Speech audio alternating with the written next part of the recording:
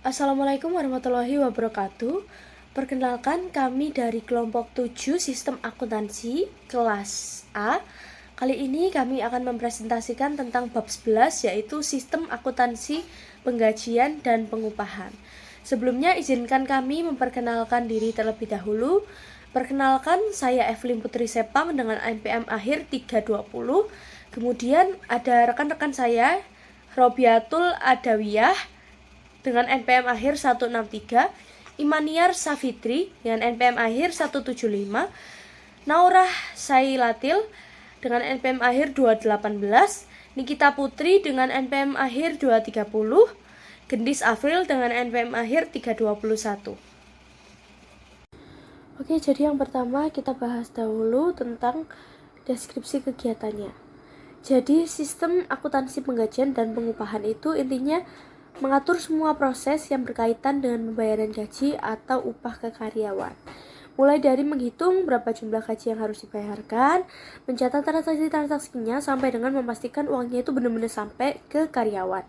Nah, proses ini sebenarnya penting banget karena menyangkut hak karyawan dan juga kewajiban perusahaan. Kalau sistem ini nggak berjalan dengan baik, bisa timbul masalah atau misalnya keterlambatan gaji, lalu ada salah hitung lembur ataupun potongan-potongan yang nggak sesuai. Makanya sistem ini harus rapi dan terorganisir. Nah, dari sistem ini, manajemen juga butuh beberapa informasi penting. Kenapa? Karena dari data dari sistem penggajian ini biasanya dijadikan dasar buat mengambil keputusan. Contohnya, manajemen perlu tahu total gaji dan upah yang harus dibayarkan setiap bulannya, data kehadiran karyawan, lembur, dan juga tunjangan-tunjangannya. Selain itu, potongan seperti pajak dan iuran BPJS itu juga harus jelas supaya nggak ada yang terlewat. Informasi ini juga bisa membantu manajemen buat menganalisis biaya tenaga kerja, apakah efisien ataupun justru perlu dikurangi.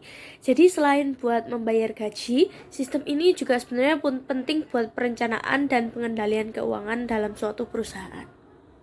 Oke, terus ada banyak dokumen yang digunakan dalam sistem penggajian ini. Misalnya yang paling dasar itu ada daftar hadir, kartu jam kerja, dan formulir lembur. Ini semua jadi bukti kehadiran dan kerja karyawan yang nantinya akan dihitung menjadi gaji. Lalu ada daftar gaji ataupun payroll register yang isinya semacam rincian-rincian gaji semua karyawan. Nah, setelah itu karyawan juga dapat slip gaji yang menunjukkan beberapa total gajinya, potongan apa aja, dan sisanya yang diterima. Ada juga dokumen kayak bukti pembayaran BPJS, lalu ada bukti potongan pajak, sampai surat keputusan kenaikan gaji ataupun promosi. Nah, semua dokumen ini saling mendukung supaya sistem berjalan dengan lebih tertib dan lebih transparan aja. Selanjutnya saya akan menjelaskan catatan akuntansi yang sering digunakan dalam pencatatan gaji dan upah. Itu ada 4. Yang pertama, jurnal umum. Jurnal umum merupakan catatan akuntansi formal yang digunakan untuk mencatat semua transaksi gaji dan upah secara kronologis. Nah, catatan ini tuh menunjukkan bahwa perusahaan mengakui adanya beban gaji yang harus dibayarkan kepada karyawan tapi belum dibayar saat itu, jadi utang gitu. Nah, kemudian yang kedua, kartu harga pokok produk.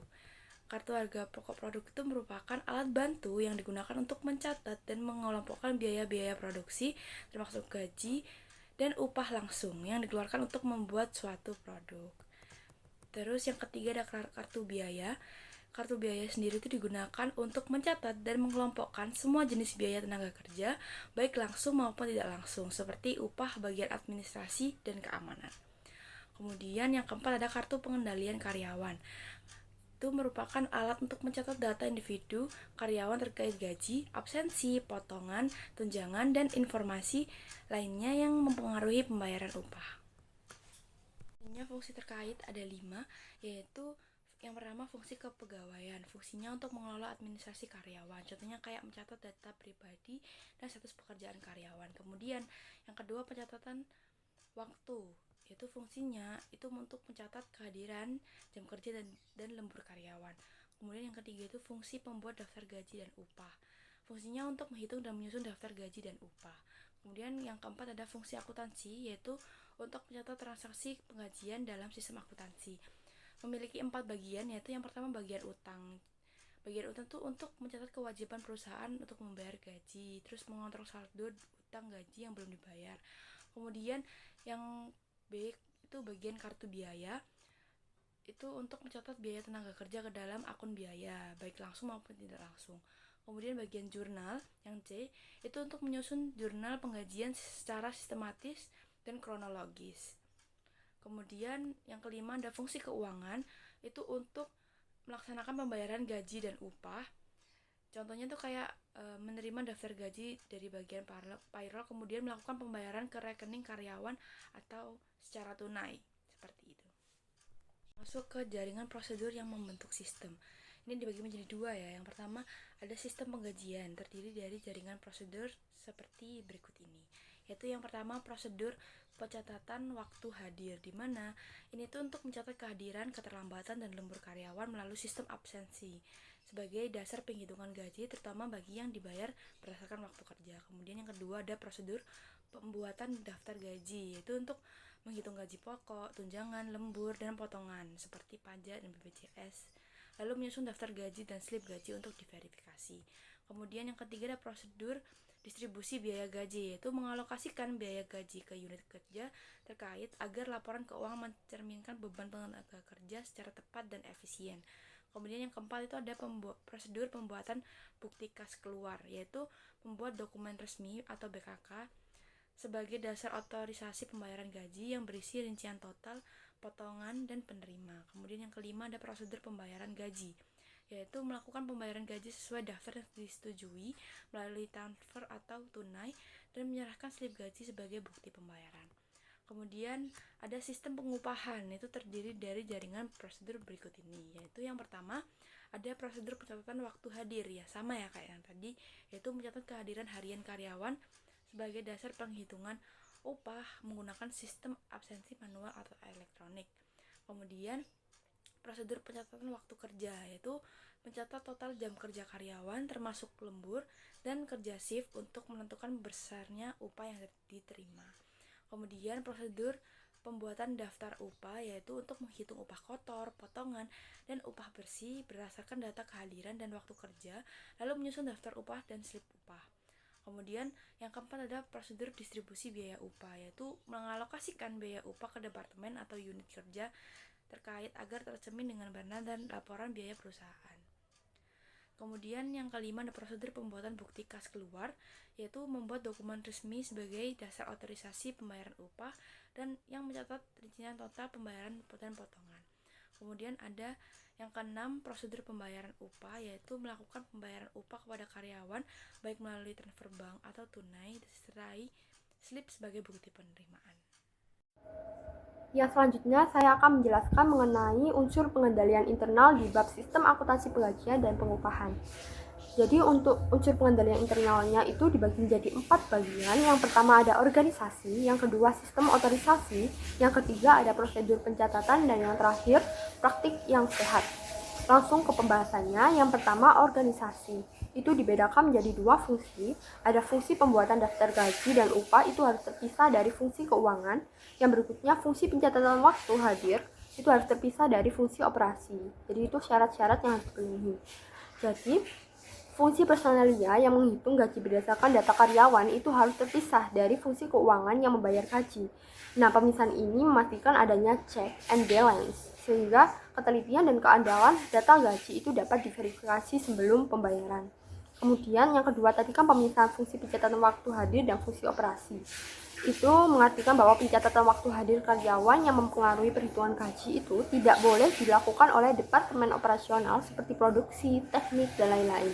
Nah, hal ini itu untuk mencegah potensi manipulasi data waktu hadir untuk mempengaruhi penghasilan karyawan tersebut.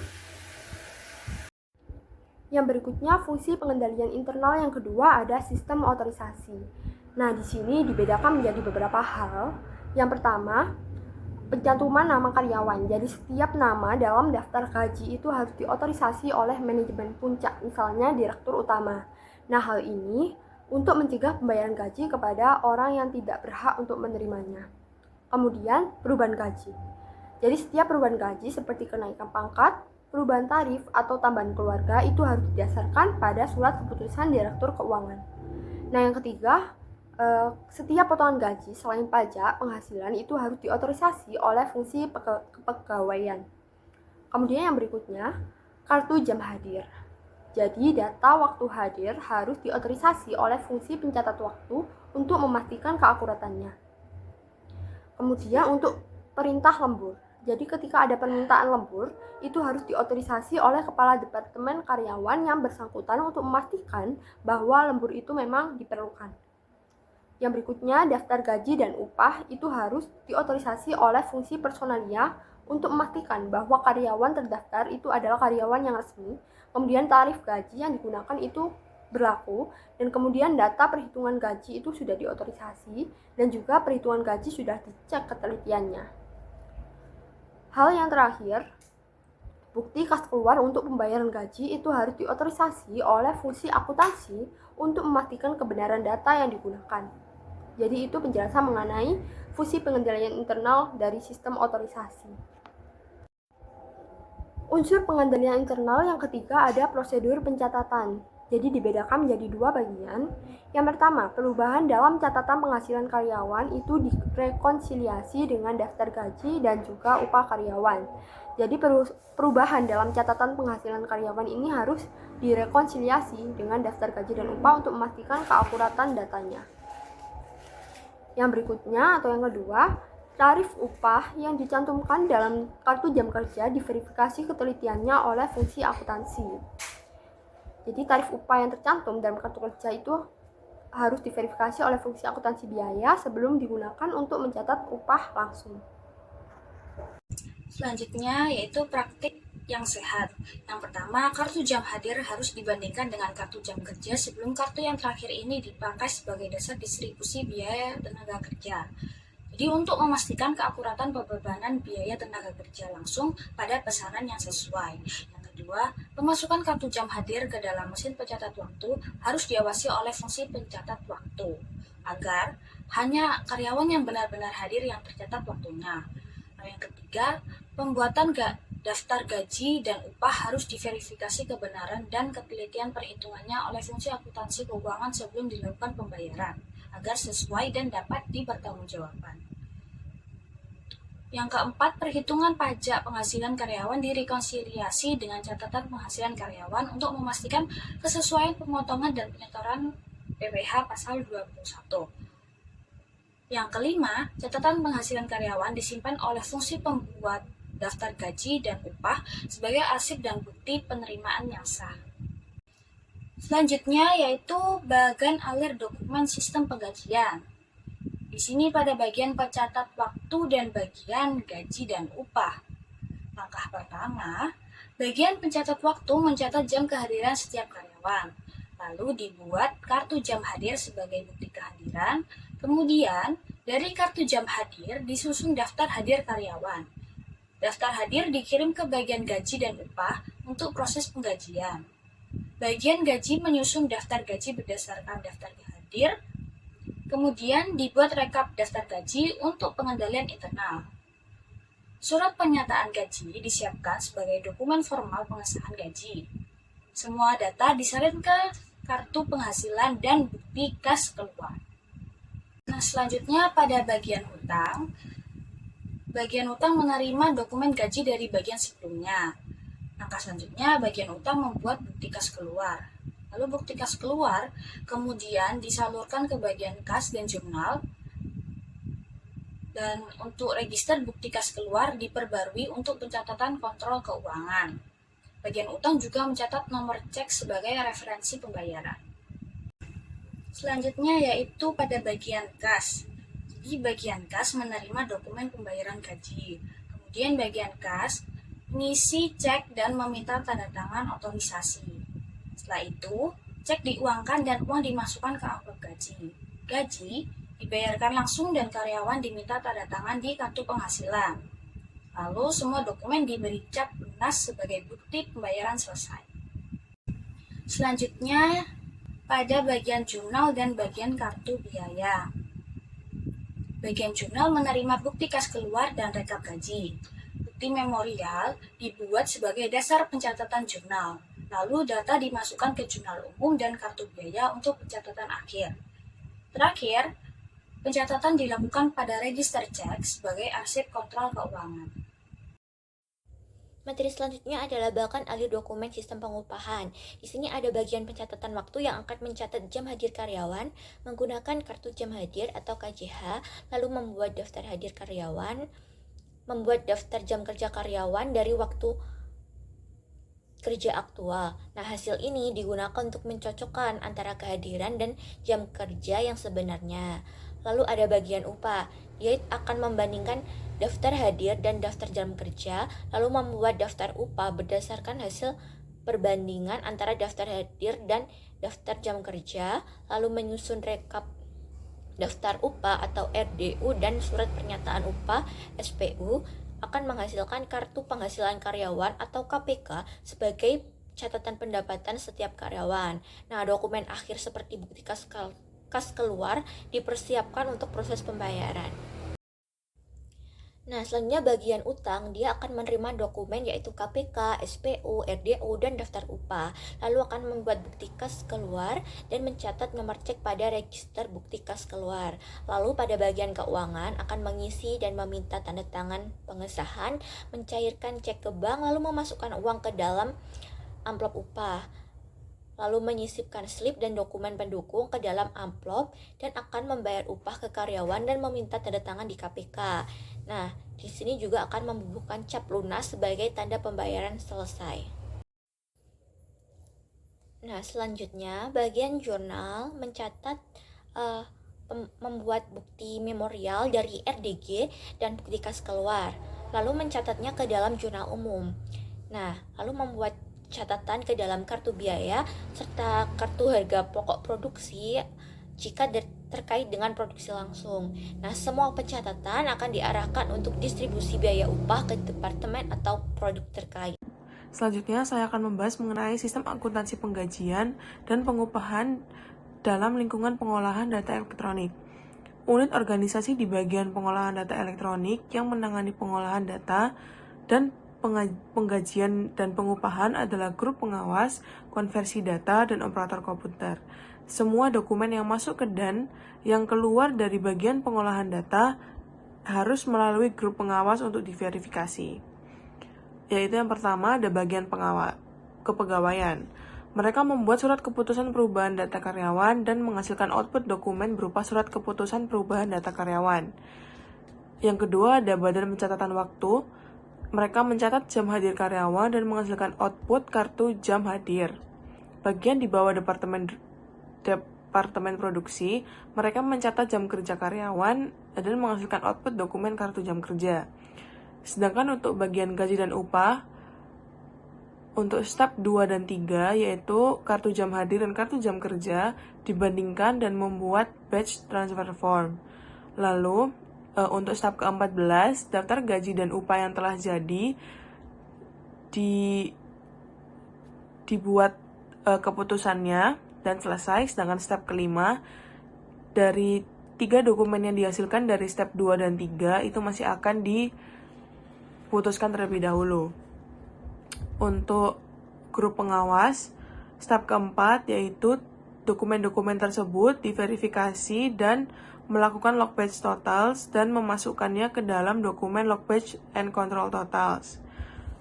Lalu untuk yang konversi data, untuk step ke-5, dari dokumen-dokumen tersebut menyambungkan proses dalam lembar kerja yang sama yaitu arsip transaksi gaji dan upah karyawan. Untuk step ke-6 di konversi data yaitu surat keputusan perubahan data karyawan, itu disambungkan proses dalam lembar kerja arsip perubahan data karyawan. Untuk step selanjutnya yaitu step 8 dan 9, arsip perubahan data karyawan dan arsip transaksi gaji dan upah dilakukan di kiran 1 yaitu untuk penyortiran dan pengeditan. Nah, menghasilkan arsip induk karyawan, arsip induk biaya, dan arsip induk utang yang kemudian dimasukkan ke dalam run 2, print and updated, disertakan juga memasukkan arsip induk, harga pokok produk, dan arsip induk penghasilan karyawan.